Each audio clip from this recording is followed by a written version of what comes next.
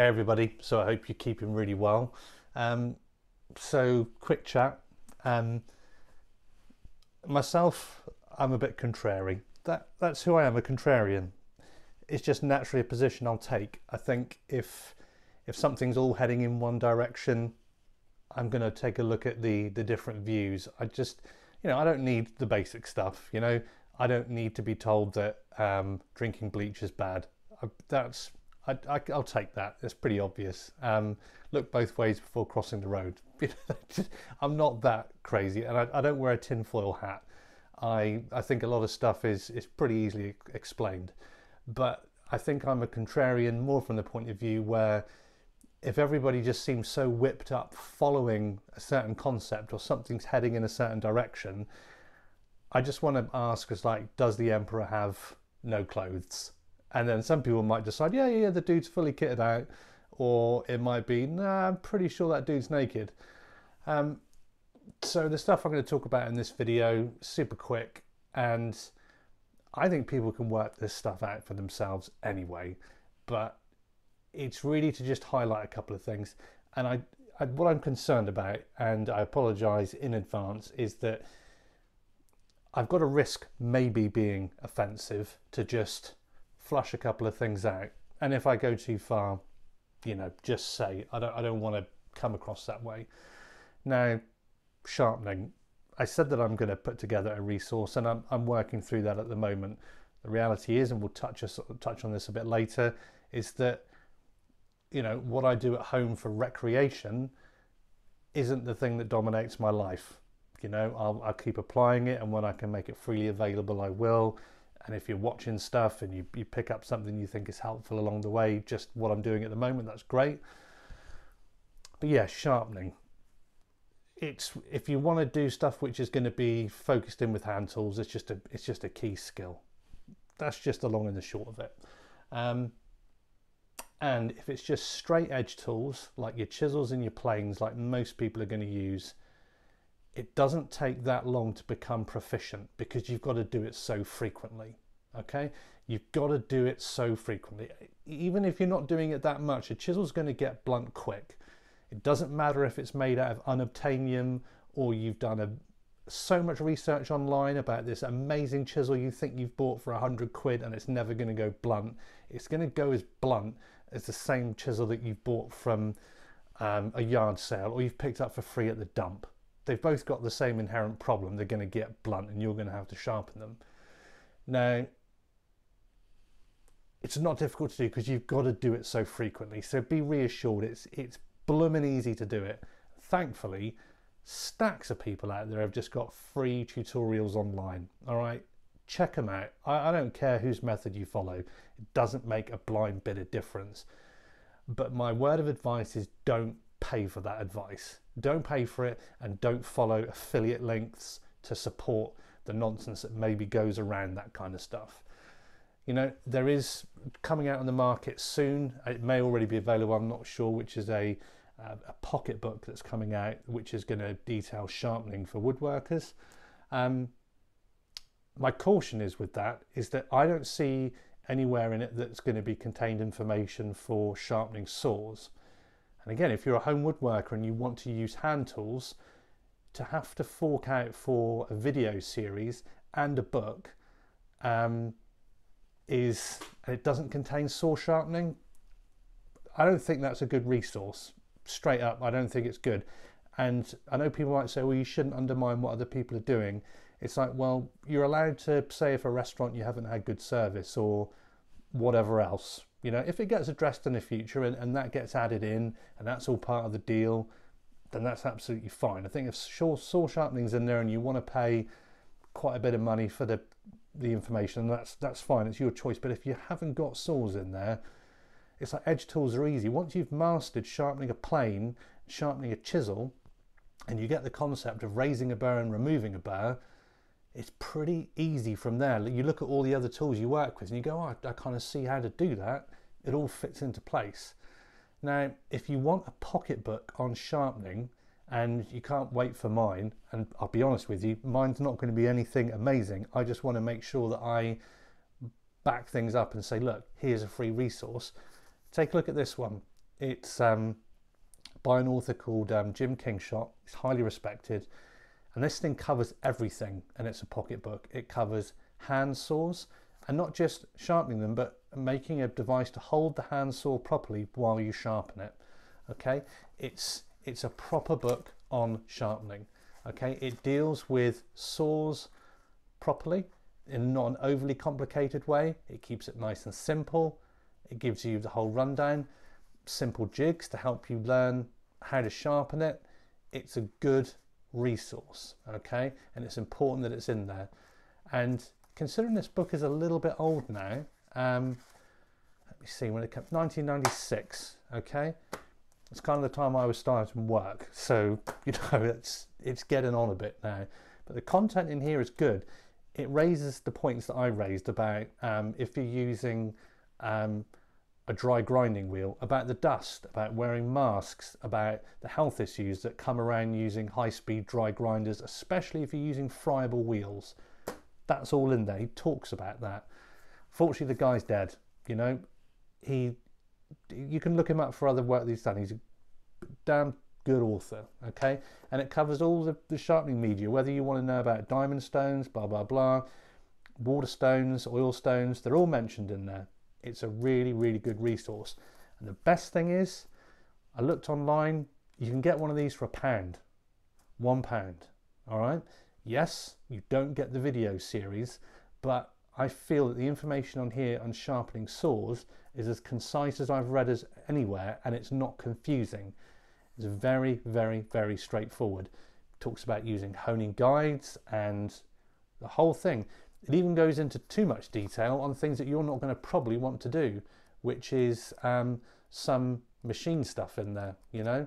It talks about all kinds, and it's only in a pocketbook size, all for sharpening. It's just tremendous. It really, really is good. So look at that. Wooden spoke shaves, jigs for holding a spoke shave, how to make them, it's all in there. And you only have to pay £1 or so. You know, sharpening up froes, adzes, it's all in there. Chair makers, scrapers, okay, it's in there. It's done, okay. It's good. You know, it's all in there. It's bandsaw blades, the whole lot. Circular saw blades. You're not going to want to do that these days because it's all tungsten carbide tipped. The likelihood is very, very low that you want to deal with that. But and here's where my critique is. I think if you've been a successful individual in the world of woodworking and you want to put basic information like sharpening and you're not even going to include saws in it, and especially if it uses a sales tactic where it's, hey, sign up now, or pretty soon it's going to be more expensive if you don't sign up now. I hate tactics like that because it creates a whole fear of missing out thing. So for a lot of people, you might think, oh, I'm not sure, I don't really think I need that. And then it's like, hey, but I've got this good deal. And I know that might be par for the course. I know it's about industry, but with the book that I'm talking about, you know, it comes under the banners of like anarchy and lost arts and this kind of stuff. And they do loads of great work. I've got a couple of their books and it's good. I've had a couple of their books and I thought they were bad and I moved them on. But to use modern day sales tactics and all that kind of stuff, it's like, if you're going to do it, just offer it. All right. That's just my personal opinion. You know, if you've bought the book and it's opened up doors to you and you think, do you know what, that's the best, 20 quid for this and 70 quid for the whole video series, it really made my life brilliant, then it's a good investment in your skills. All right. I just feel that there's a lot of people out there that are sharing that skill for nothing, and that's really good. So that's my rant out of the way. If you want a pocketbook on sharpening and you want it to deal with the things that you actually need to know, including saws, check out Jim Kingshott's. There's plenty of them secondhand, like I said, as low as £1. All right, take a look at it. The next one was how easy it can be to get too drawn into the lifestyle side of the whole woodworking side of it, and you can be drawn into whatever you want. I think because I come from a professional background, I haven't looked at it as a lifestyle thing. the main lifestyle thing for me is being fortunate enough to run a business with my brother, and previously with my brother and my dad, and then previous to that with my dad, was that it gave me some flexibility at times.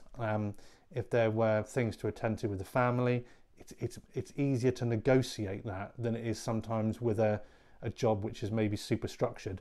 I think that's on the change anyway for all employment. I think post-pandemic, there's a lot more flexibility coming into the workplace for a lot of people. But the whole lifestyle thing, I genuinely think it's a bit of guru nonsense. I really do. And I think you've got to be really careful with it, because the people who, in my opinion, are doing, demonstrating a lot of it, where it's like, you know, I do a little bit of this and a little bit of that, and look at all this stuff that I bring together.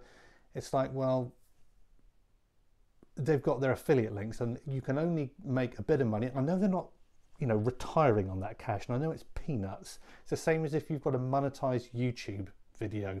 If you're Mr. Beast, it's going to help, all right? But if you're like most people on YouTube, a few subscribers, you're not going to make any money, all right? But it's things like affiliate links, a class to build something that's going to cost you maybe, I don't know, $1,000, all right? That's where you start generating money, okay?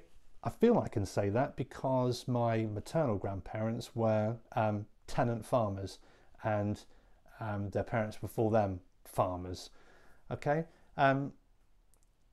It was a small hill farm. It's borderline subsistence living, and my granddad especially he was just so in the zone with that stuff. He was so content. That was something that really amazed me. He was so content. But it wasn't like flash vehicles and, hey, I've quit my job in the city, I'm coming out, join the fun, let's all go back to the good life. It's like that. It was real. It was, I have to make it work, you know, day after day, lambing, going out to check the stock, the whole 9 yards. I used to spend time with him during summer holidays and half terms and whatnot. For me, at the time, I didn't appreciate what I got to experience. I do now, but I didn't at the time. And it was hard work. You know, it's hard work.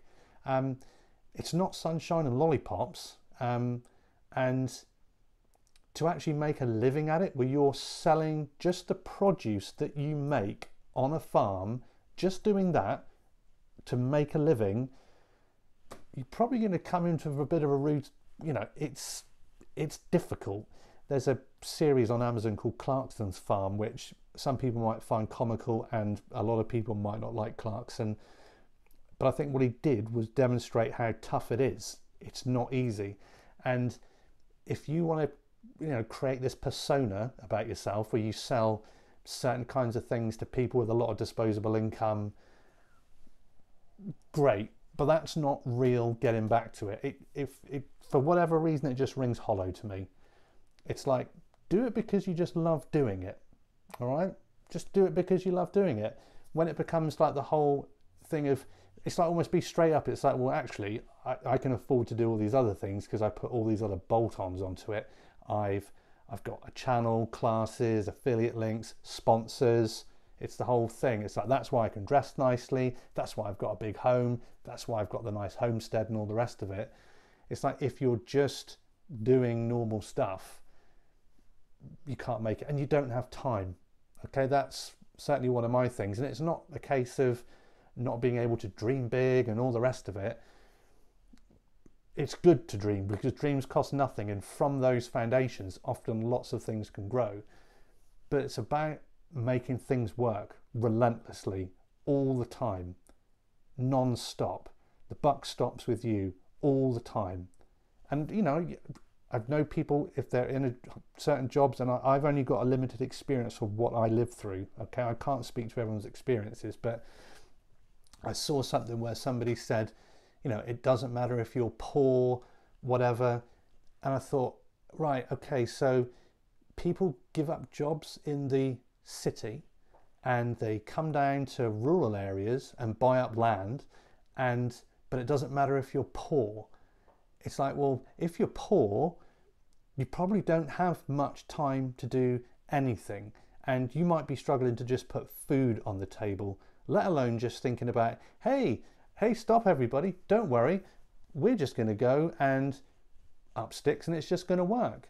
Sometimes it does. That can be sometimes the best thing possible, but I don't know. It doesn't really impress me that much. I think it's overselling what's possible. What you're selling is personal celebrity, all right?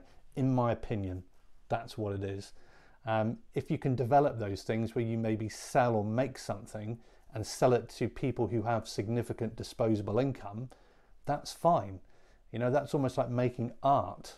You know, you might make a beautiful plane that is functional art. It's a wonderful thing, and that's a beautiful thing to do. And you sell it to someone who can patron your skills and you can express that. That's brilliant. You know, why wouldn't you do that if you've got that opportunity? That's not what I'm talking against. Okay? It's just when you're right at the bottom of a pyramid, and I've got to be honest, I don't know what that's like, but it's like if you're in a flat or something, dealing with kids and looking after their best interests and maybe working a few jobs, it's like, I'm sorry, don't patronize people, okay? Don't come out with that rubbish just so you can fill your pockets with them attending a course or signing up to whatever it is or buying a few of your plans on the internet. Just be straight up. For most people, it's like, well, you might just learn a few practical tips for some good fun home woodworking. That's about it. You might learn some tips, I don't know, if you're into gardening or cooking, you might learn that, okay? It's just, I think, and again, I put a little notice on this, but the bullshit-o-meter for what's happened since I've been away from YouTube and internet stuff is like, wow, that's taken off. It's like, attach the lifestyle, big smiley faces. I gave my dream job in the, I came away from the city and I bought up some land. It's like, I tell you what's happened post-pandemic around where I live. Yeah, a lot of people have come down to the area. Yeah, property is now obscenely expensive. Even if you're okay for money, you can't buy land and a house. You can't do it. And you can't like homestead in the middle of a town. It's just not going to work. It just doesn't work. It's fanciful. And for those who said, oh, you can, it's like, well, do it then. Don't do it on an idyllic farm where you've got loads of space and give away the money that you got from other stuff. It's like, live, you know, don't say, oh, you know, you're always going to be too poor in this. It's like, just, anyway, I'm ranting. You get my point. I need to do more stuff in the shop, and I'm doing stuff at the moment. I haven't got something ready to show you yet, but like anything, if you're making something, it takes a bit of time. I've done something lovely this evening, went out with the family and had a meal together. It was lovely, really good. I'll give you a heads up to one person I do admire a great deal, and I never got the chance to meet him because he died probably about 6 or 7 years before I was born. And the danger is here is that I could easily be applying too much praise to somebody who I've never met. But my great-grandfather started our business that I work for that's now evolved into carpentry and joinery, which was originally a wheelwright's business. He started his apprenticeship in 1909 and finished it in 1915. And basic bit of history there, 1915, that's First World War. He was then put on a boat and shipped off abroad. Now, he went to Greece, and there, because of his skills as a wheelwright, he was there to look after that side of things. He didn't have to, and like, you know, obviously we hear the horror of what a lot of people went through right at the sharp end. I never got to speak to him about it, and I don't know any of the details. As far as I know, he wasn't at the real sharp end. But I've often thought it's like, you're a kid, you start work at 15, you literally finish your apprenticeship, there's a world war happening, bang, you're on a boat, and all you've known is just rural England, and then bang, you're in Greece. You know, you've been on a boat, you've gone through the Mediterranean, and you're there. And then discharged in 1919, and then he bought a house in the town where I am now and started his own business after that. And after that, he wasn't a wealthy man. He worked, as far as I understand, it was like 6 days a week type situation, no holidays, none of that kind of stuff, just worked. You know, they would make things like wheelbarrows, ladders, all kinds of stuff. And that was the skills, and there was no, to me, I love that concept where it's like no bullshit. It's like, I just got on with it, and I needed to create a better opportunity. I bought a home, I bought a workshop, then I bought a bit more of a space of a workshop, and I got to where I was by just working on it. And that's the reality for most people, and I don't think that's changed today. You know, if you elevate yourself above that and you're an online celebrity, that's what's getting you the real money, because there's not many people going, can I have these chairs, these cabinets, these things all custom made? It's not the case. You've got to curate a following to do that, and then the people will buy it. I took a look, for instance, about I saw a beautiful Urkel chair today, and when I came back, I thought, well, I wonder if you can buy like brand new stick chairs, for instance, and Urkel's are mass-produced ones, and you can. There's, in the UK, it's pretty limited. You could find lots of pictures of antique ones at antique shops that you could buy, but as for a new one, I think you're looking at anywhere between £1,000 to £1,500 for one chair. And I'm not saying that that is expensive for the amount of effort that's gone in. I think that that's good value. In the same way, the windows that we make at our workshop, or doors or stairs or whatever, they're expensive, and they're not for everyone. I can't, it's just not possible. We make something to suit a certain need, but that's the difficult thing.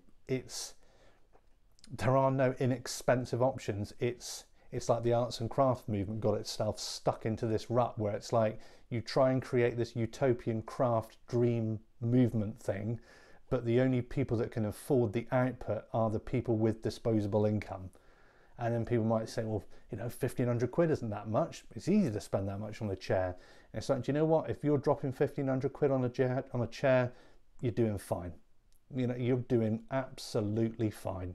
Okay, you might not be the richest person out there, but in terms of global success, you're up there. All right. So that's enough of my whinging. Sharpening pocketbook. It actually includes saws. It's really easy to understand everything that's in there. You don't need the aid of a video, and it's going to cost you about £1. I'm still working on mine. It'll come out at some point. And yeah, don't believe the hype. All right. Don't believe it.